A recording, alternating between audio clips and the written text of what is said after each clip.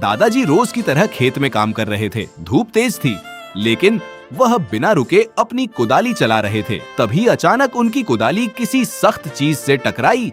टक! दादाजी चौंक गए। उन्होंने मिट्टी हटाकर देखा तो अंदर से एक पुराना चमकता हुआ जादुई लोटा निकला। दादाजी ने हैरानी से उसे उठाया और धीरे से बोले, ये क्या चीज है? अचानक लोटे से हल्की रोशनी निकली और एक मीठी आवाज आई, जो मांगोगे वही मिलेगा, लेकिन सोच समझकर मांगना। दादाजी पहले तो डर गए, लेकिन फिर हिम्मत करके बोले, मुझे थोड़ा सा पानी चाहिए। जैसे ही उन्होंने कहा, लौटा खुद ही मीठे ठंडे पानी से भर गया। अब दादाजी समझ गए कि ये कोई साधारण चीज नहीं है। घर पहुंचकर उन्होंने सोचा, अगर इससे मैं सिर्फ अपने लिए मांगूंगा तो क्या फायदा। अगले दिन उन्होंने गांव के एक गरीब परिवार के लिए खाना मांगा और पल भर में स्वादिष्ट भोजन उनके सामने था।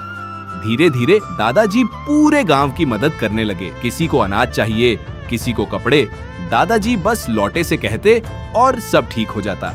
कुछ ही दिनों में पूरा गांव खुशहाल हो गया।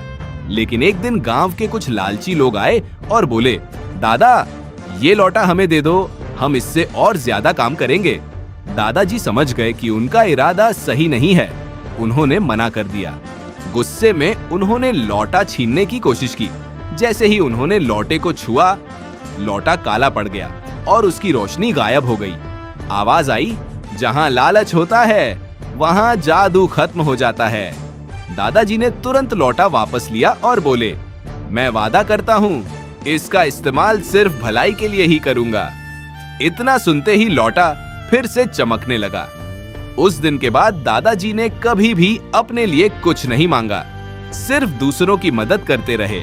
और धीरे धीरे गांव के लोगों को भी समझ आ गया, असली जादू लौटे में नहीं, अच्छे दिल में होता है।